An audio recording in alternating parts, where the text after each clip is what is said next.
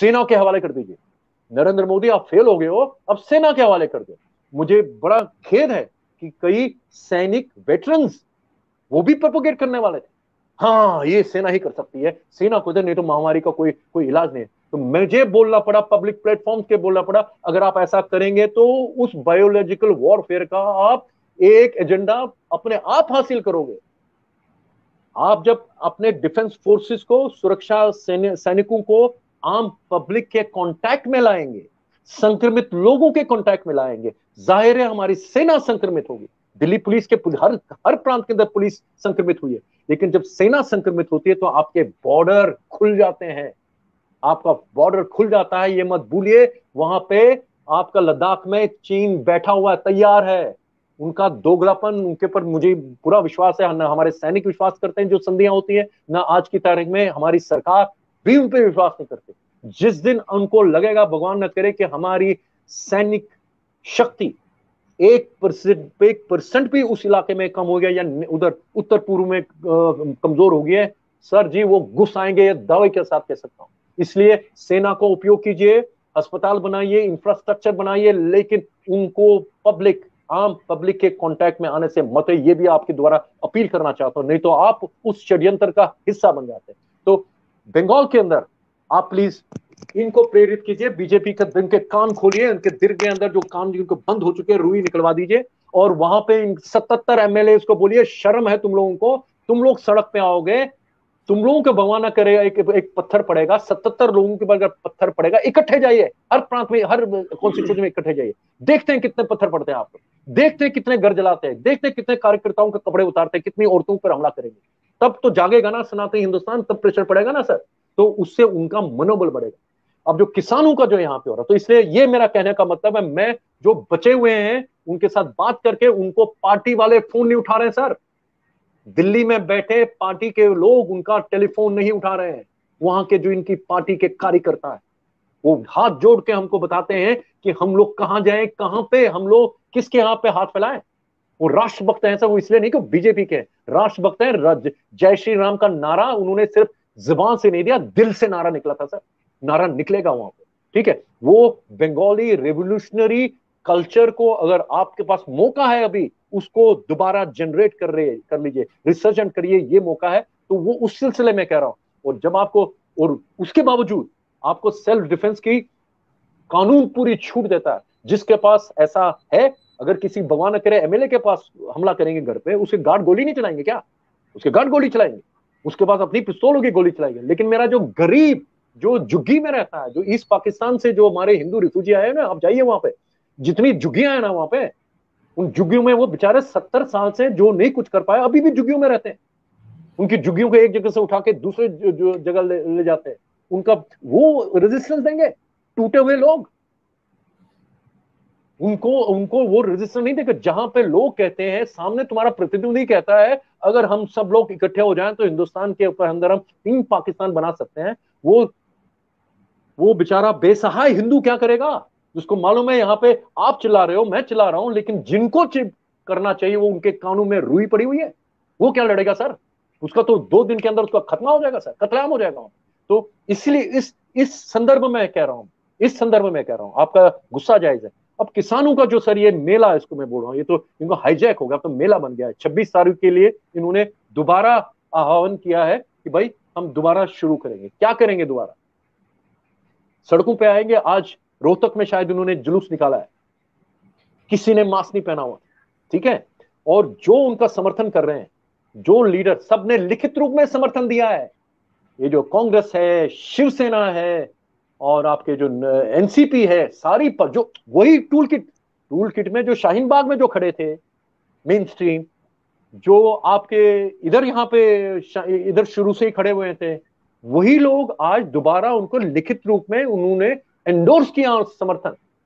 ये दिल्ली का मुख्यमंत्री कुछ दिनों पहले गिड़गिड़ा रहा था ना, मुझे ऑक्सीजन दीजिए। उसको पूछा अब तेरे पास ऑक्सीजन कहां से आएगा, जब वो वहां पे 26 तारीख को वहां पे कुछ करने वाले हैं। आश्वासन तो उन्होंने पहले भी दिया था, 26 जनवरी को भी दिया था ना आश्वासन। तो क्या होना चाहिए प्रायोरिटी? अभी महामारी अभी खत्म नहीं हुई है, और अगर ये महामारी का जो आपका जो है ये शुरू दोबारा हो गई, तो आप इसको रोक नहीं पाएंगे। क्योंकि अगर अगर ये दोबारा 26 तारीख को हो रहा है तो मुझे लग रहा है ये उसी टूल किट के अंतर्गत, इसी टूल किट के अंदर के महामारी खत्म नहीं हो। और देखिए खतरनाक क्या है महामारी, इस ये सेकेंड वेव कहां से शुरू होती है, आपका जो फाइनेंशियल कैपिटल है मुंबई, उसको ध्वस्त कर दिया। फिर दिल्ली आपकी पॉलिटिकल कैपिटल ध्वस्त कर दी। अब बेंगलोर आपकी आईटी कैपिटल, वहां पे प्रहार हो रहा है। और अब ये गांव में जा रहा है, गांव से जहां से आपका लेबर फोर्स आता है। ये जो वैश्विक वॉर होती है ना, इसमें गोलियां नहीं चलती सर, इसमें आपको अंदर से ऐसे खोखला कर दिया जाता है कि जो आपका जो दुश्मन है उसको वॉक ओवर मिल जाए, वो जस्ट घुस जाए अंदर, वे सब खाली है। आप ऐसी कलकत्ता जैसी परिस्थिति खड़ा कर दीजिए, अगर वहां पे भगवान न करे कोई दुश्मन आपके यहाँ घुस जाता है, जो बेचारा झुग्गी के टूटे हुए छत के नीचे बीच छुपा हुआ है, वो दुश्मन को क्या लड़ेगा? वो तो उठेगा भैया क्या गुलामी करने बता दे करता हूं। इस परिस्थिति में प्लीज याद रखिए, ये जो किसानों का जो हो रहा है, इसके लिए बहुत ज्यादा नरमी की आपने। आपने शाहीन बाग में उनको बैठने दिया, कौन सा बड़ापन दिखा रहे थे, कौन सा आपको उनके लिए तारीफ मिली क्या उनको?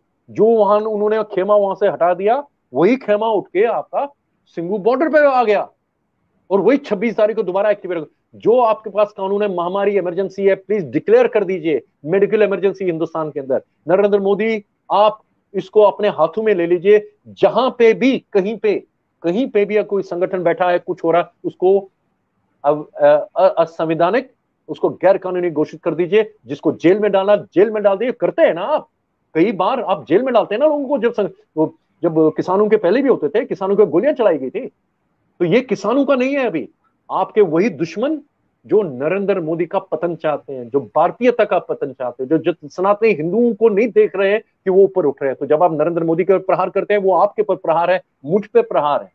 तो प्लीज ये ध्यान में रखिए। तो आपके द्वारा सबको ये बताना चाहता हूं, अगर नरेंद्र मोदी तक आवाज जा रही है, उनको बोलिए पूरा राष्ट्र आपके साथ है, लेकिन आपको एक्ट करना है। आप अपनी इंसुलेशन और आइसोलेशन से बाहर आइए। आपकी बॉडी लैंग्वेज नहीं दिखा रही है कि आप वही नरेंद्र मोदी है, बता दीजिए उनको। आपके जो स्पिरिचुअल कारण हो सकते हैं, आपने अपने जो वेशभूषा बना रखे, ये इससे भारत में आप जैसे मुझ जैसे लोगों का मनोबल तो ठीक है, लेकिन जो आम जो भारतीय है, जिन्होंने आपको 303 सीटें दी है, उनका मनोबल इससे नहीं बढ़ रहा है। वो कमजोर फील कर रहे हैं, क्योंकि उनको लग रहा है उनका नेता कमजोर हो गया। ये इंपॉर्टेंट मैसेज मैं नरेंद्र मोदी तक पहुंचाना चाहता हूं। प्लीज वो जज्बा, आपकी आवाज, और प्लीज कैमरा के सामने अपने इमोशन मत दिखाइए। हर भारतीय आपको एक कठोर, एक और को क्या स्ट्रॉन्ग कमांडर के रूप में देखना चाहता है। प्लीज सामने आइए, अपने आप को उस डिसाइजिव और वेशभूषा में आइए। पूरे भारतीयता का मनोबल, पूरा हिंदुस्तान आपके साथ, पूरा हिंदुस्तान आपके साथ। उनको समझ आ रही है कि ये जो ये ऑक्सीजन, बेड्स, दवाइयों की ये कमियां हुई हैं, लोग मरे हैं, हर परिवार में कोई ना कोई इससे असर हुआ है। लेकिन वो नरेंद्र मोदी की वजह से नहीं है, क्योंकि सारी व्यवस्था खत्म हो गई। 50 साल लगे थे इसके फॉर कांग्रेस को, एक के बाद दूसरा एम्स बनाने के लिए 50 साल लगे थे। वो आज नरेंद्र मोदी पे बोल रहे हैं कि तुम्हारा यहाँ पे मेडिकल सिस्टम में बेड नहीं मिल रहा। जो कह रहे थे कि नरेंद्र मोदी का वैक्सीन है। तो ये नैरेटिव जो डेवलप हो रहे हैं ना, ये खतरनाक हो सकता है। मैं बार बार बता रहा हूं, ये नैरेटिव बिल्ड करना ये टूल किट का हिस्सा है। आपका और मेरा काम है इस नैरेटिव को ध्वस्त करना। प्लीज करें और लोगों में आवाज बोलिए। आप अपना मनोबल मत खोइए, नरेंद्र मोदी पे विश्वास मत खोइए, लेकिन नरेंद्र मोदी में वो विश्वास जगाने की जरूरत है मुझे आज। उनको आइसोलेशन इंसुलेशन अलग करना है, वो सारा अपने हाथ में सारा वो सिस्टम ले। मैं समझता हूं आज भी हिंदुस्तान उनके साथ है, ये होना चाहिए, क्योंकि नहीं तो हिंदुस्तान का भविष्य मैं समझता हूं कि हम 10 साल 15 साल पीछे नहीं जाएंगे, हम 100 साल पीछे जाएंगे। और we can not afford it, we can not afford it. मेरी नरेंद्र मोदी के साथ, उनकी नीतियों के साथ, उनकी काम करने के तरीका, 1000 शिकायतें हो सकती सर। वो इंसान है सर, लेकिन एक चीज बोल सकता हूं, वो शख्स जान के भारत के प्रति, किसी भी एक हिंदुस्तानी के प्रति कोई ऐसी हरकत नहीं करेगा जिससे एक भी हिंदुस्तानी को नुकसान हो, भारत की प्रतिष्ठा को नुकसान। वो इंसान ने गलती कर सकता है, लेकिन जान के कुछ नहीं करेंगे। मुझे नहीं लगता अभी तक उनसे उनकी ये गलती हुई कि उन्होंने ये जो फेडरलिज्म के नाम पे, संघीय व्यवस्था के नाम से, उन्होंने हिंदुस्तान का जो अभी जो वॉर का जो कंट्रोल है सब राष्ट्रों को दे दिया। वो गलत है। अभी भी टाइम है। वैक्सीन, ऑक्सीजन, इस महामारी को रोकने के लिए जितने भी जो इंफ्रास्ट्रक्चर है उसको नेशनलाइज कीजिए, अपने हाथ में ले लीजिए, और इस युद्ध की वॉर रूम का कंट्रोल अपने हाथ में ले लीजिए, सेना के पदाधिकारी और जो स्पेशलिस्ट इस महामारी में स्पेशलाइज करते हैं, दोबारा बोल रहा हूं, जो महामारी के बारे में जो विशेषज्ञ है उनको अपने टीम में रखिए। आप देखिए ये जंग भी हम जीतेंगे, पिछले साल भी जीते थे, अब की बार डिसाइसिवली जीतेंगे।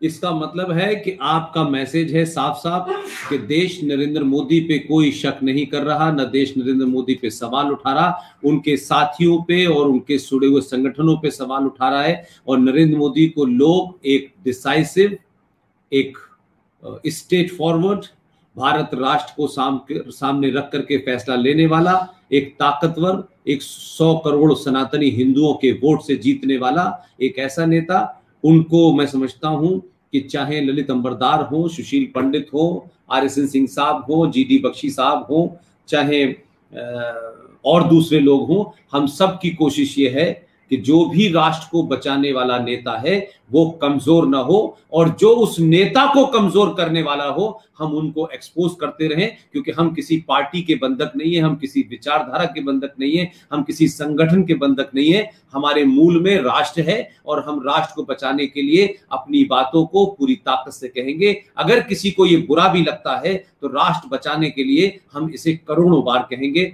ललित भाई, मैं समझता हूं कि हमारी जो अभी सीरीज चल रही है उसमें सबसे लंबा और एक्सटेम्पोर आप 2 घंटे तक बोले हैं। मैं समझता हूं कि ये जो ताकत है, ये जो बल है, ये उस राष्ट्रवाद का है, उस कमिटमेंट का है, उस कन्विक्शन का है जो हमें बनाए रखना है। और लोग आपकी तरफ देखते हैं, सुशील पंडित की तरफ देखते हैं, GD बख्शी की तरफ देखते हैं, RSN की तरफ देखते हैं, विक्रम सिंह साहब की तरफ देखते हैं, और उनको लगता है कि जब तक ये लोग बोल रहे हैं हम उनकी आवाज बन के बोल रहे हैं। इसमें हमारा अपना निजी कोई स्वार्थ नहीं है, हम उन इमोशंस को लोगों के सामने लाना चाहते हैं, सत्ता और व्यवस्था के सामने लाना चाहते हैं, क्योंकि बहुत लोगों के पास वो रास्ते और वो उस तरीके के साधन नहीं है कि वो अपनी बात कहें। आप आए, आपने विस्तार से कश्मीर से शुरू करते हुए केरला, और केरला से बंगाल, और बंगाल के बाद दिल्ली और टूल, और जितने भी हैं, ये जितने भी टूल थे पिछले कई सालों से, जैसे जैसे सनातनियों के अंदर चेतना और जागृति आ रही है, ये टूल किट से बाहर आ रहे हैं। Thank you very much, take care, god bless you, और अपना कोविड से ध्यान रखिएगा। प्लीज बोलिए। एक मैसेज, यही मैसेज पूरे आपके सुनने वाले हैं उनको ये बताना चाहता हूं, आप कोविड का प्रोटोकॉल पूरी तरह से फॉलो करिए। हमारे सुनने वाले हमारे को जो फॉलो करते हैं, गांव के अंदर बहुत लोग हैं, उनको बताओ अगर आपके गांव में अभी कोई कोविड पेशेंट नहीं है, प्लीज निश्चिंत होकर मत बैठिए। आपका जो वहां पे हेल्थ सेंटर है, छोटा मोटा जो भी हेल्थ सेंटर है, उसमें आप तैयारी करके बैठिए, क्योंकि वो शहरों से लोग आए हैं, आपका संक्रमण शहर से आपकी अभी भी प्लान चल रहा है, आया होगा। प्लीज आप कोई ऐसी इमरजेंसी सिचुएशन आने से पहले आप उसका बचाव कर सकते हैं। टूल किट ये मांग लीजिए, जो कोविड का किट है, आप खुद अपने मास्क लगाइए, शर्म मत कीजिए, आप मास्क लगाइए। और जब आप अपनी सुरक्षा करते हैं तो आप नरेंद्र मोदी के ऊपर बोझ कम करें, आप राष्ट्र के लिए सेवा कर रहे हैं। अगर आप एक बेड ऑक्यूपाई करने से बचाते हैं, एक ऑक्सीजन सिलेंडर पे भगवान न करे आपको नहीं जरूरत पड़ती, अगर आप सुरक्षित रहते हैं तो आप देश के लिए बहुत बड़ा कार्य कर रहे हैं। आप जिंदा रहिए, ये आपका पहला कर्तव्य आज की तारीख में होना चाहिए। आप प्लीज पूरा पालन कीजिए, अपने यार दोस्तों को बताइए, परिवार में महिलाओं को समझाइए क्या क्या लेना है, क्योंकि गांव में साधारण से लोग सोचते हैं खेत में जा रहे हैं क्या हो रहा है, लेकिन बहुत सारे गांव के अंदर सब फैल चुका है। और ये कहते हैं कि अभी ये जो सिंधु, जो यहाँ जो किसान मेला लगा हुआ है, ये जो जिन्होंने हाईजैक किया हुआ, कई इलाकों में फैला हुआ है गाँव के अंदर भी, प्लीज इससे पहले कि बाकी गाँव में पहुंचे आप इसके लिए एहतियातक कदम ले लें। आपका पूरा निवेदन करता हूं। जय हिंद, जय भारत। और यही है कि जो अन्ना हजारे दिल्ली में एक वायरस छोड़ गए, उससे भी जो है बचें। ये जो दिल्ली में जो वायरस अन्ना हजारे का छोड़ा हुआ है, ये रोज देश के अंदर एक नई जो है गलतफहमियां फैलाता है, इसका भी ध्यान रखें। बहुत बहुत धन्यवाद, thank you very much sir.